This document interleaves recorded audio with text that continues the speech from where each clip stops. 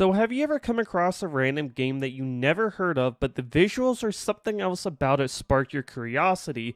Then after jumping into it, in a matter of no time, you have just grinded for about 12 hours in one sitting, because that is exactly what happened to me after stumbling across an alpha playtest for a Souls-like game called Duel Corp by a small indie team of 2 people. Now, Souls-like games can be very hit or miss at times, but the foundation they have laid out for Duel Corp is one that has a tremendous amount of promise. But with that said, it's time I dive into my time with Duel Corp and explain exactly what I loved about that experience and some of the issues I experienced as well.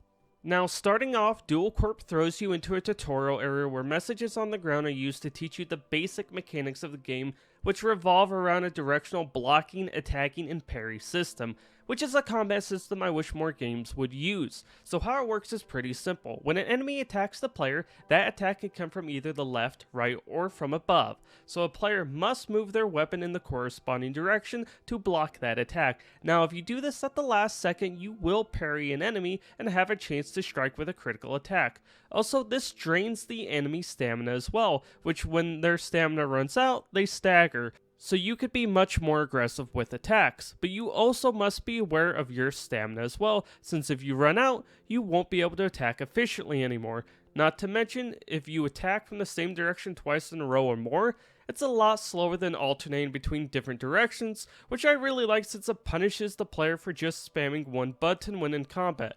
Now outside of that, you can also parry arrows and fireballs, which I found super satisfying since depending on who you're targeted on would determine where you deflect the projectile to. Plus I should mention, when using a shield, you don't have to match an enemy's direction of attack since they can block all directions at once, allowing a good trade-off for being more defensive.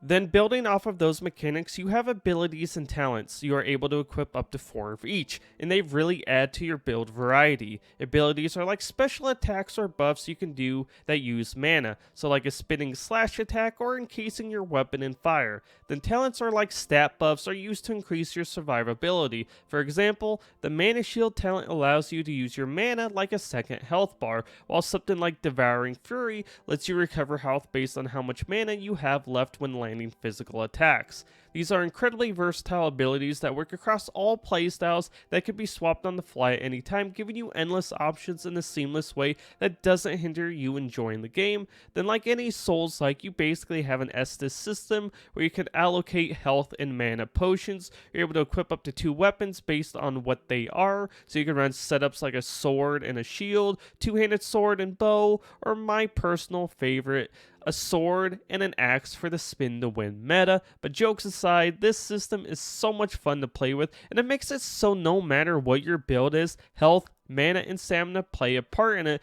which is even further built upon when you understand how the core gameplay loop works. So in Duel Corp, you have your typical hub town with everything you would expect. A shop to buy and sell items, a smithy to upgrade weapons or craft jewels that can be inserted into them or armor for buffs, a girl to help level you up, a cook where you can take ingredients to make food for buffs, and finally an adventurers type guild where you initiate the most interesting part of Duel Corp, and that is exploring randomly generated areas to fight enemies and collect loot. So how this works is you can do this solo or co-op. It scales based on your character, then each time you go into these areas, you have a random objective you must complete before you're allowed to leave. So these can range from killing certain types of enemies, mining all resources, and so on. Then on top of this objective, you will have a modifier, which switches up the gameplay a lot. So you might get something where daggers now deal poison, arrows explode on impact, or something like attacks deal critical damage in the first 5 seconds of an encounter. And all of these modifiers applies to the enemies as well, so I can switch up the combat with them quite a bit, which honestly the best part about this to me is it allowed me to use weapons depending on the modifiers that I wasn't necessarily spec'd around, which was great at spicing up the gameplay for me. Then there is a chest at the end of every area that rewards you a random item that can only be opened if you collect all items before leaving, which further promotes fully exploring an area even if you have fulfilled your objective. Not to mention, you do have a rank that goes up over time, and the amount of points you get varies based on how you performed in one of these generated areas. which I recommend not ignoring, since back at the Adventurers Guild, there's an NPC that will sell you items based on your rank, and I assume this will be vastly expanded upon in the final release of the game. Also, this NPC has a tree-like system where you can spend your points to get various items, which can be super useful since you can kind of choose your path through the tree and try and go for certain items. Then after getting so many items from a tree, it resets with a new set of items. Really is nice having something like this since it doesn't completely force you to rely on RNG when grinding for materials or items. Also, this NPC displays both PvE and PvP leaderboards. Yes, that's right, there is PvP, and no, I won't talk about it because I haven't put much time into it yet. But I will say this, it is very, very fun with the core gameplay mechanics in place, but I do very much worry about balancing issues. With that said, it's time I talk about some of the issues I had when playing the alpha. Now, most of the issues I ran into are not overly crazy that will most likely get ironed out before release. These includes various things like items not spawning for tasks, enemies frozen in place, spawning outside the zones, the world generating in a way that makes it impossible to navigate it, and so on. All of this is reasonable. It's only an alpha, but the issues I worry about is how difficult it's going to be to balance this experience and make enemy group encounters more fun. When you have a directional based combat system, it makes 1v1 type encounters a blast, but as a solo player, when fighting groups of enemies, it can make it a frustrating experience since you almost have to ignore that core mechanic to a certain extent since it's just not reasonable to try and engage the enemies with it. Which I will say that from a design perspective, the enemies' attack patterns are simple and easy to learn with plenty of telegraphing so you know what's coming. But this can get lost in the chaos at times when hordes of enemies are attacking you, definitely with the mages and archers. Their tracking is almost too aggressive, definitely when it comes to the mages in specific. The way their fireball tracks you can be very annoying, mainly because of the distance they can attack from. If they could tone back their attack distance or make it so the fireballs no longer track when you're so far away, I really do believe encounters with them would be 10 times more enjoyable. Also, groups of enemies can sometimes spawn so close to one another that it's impossible to just engage in one group of enemies, leading to a frustrating encounter you had no control over, which usually happens when you have an area with multiple groups of enemies patrolling, so maybe something like toning down enemy spot distance could help greatly with this.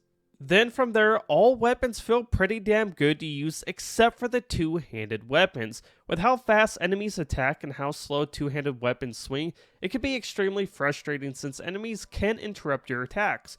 Two-handed weapons need some kind of poise or be allowed to swing them even when being attacked as a trade-off. Definitely when you go back to group enemy encounters. These feel awful, which is a shame because when you're in a 1v1 fight or even playing co-op, two-handing feels incredibly satisfying, but as a solo player, I'm just not a fan of it. Outside of that though, the gameplay really did feel great. The way you can weave abilities and attacks is so damn good, and the idea of generating environments is always interesting to me since it can lead to wildly different gameplay experiences that could be a blast to play. Though it would be nice if when playing solo, they can somehow curate the experience to maybe prioritize single enemy encounters, but with more complexity, instead of just throwing groups of enemies at the player. Now for co-op play it's fine. Every time I played co-op, we pretty much just mowed down everything in sight, which was a great experience I must admit, but also makes me worry even more about balancing. The unrestricted class system and tools provided to the players is awesome, but also might be too much. Then again, this might be fine in the full game when it releases down the road. Safe to say, I'll be interested to see how this evolves over time. Lastly, the art style is really cool. It has an interesting retro 3D vibe to it that really shines most in the interiors of the buildings and various NPCs with how the lighting works. Not to mention the animations are top notch for everything. You could tell a lot of time and care was put into them, which is good since the performance of the game is equally as good.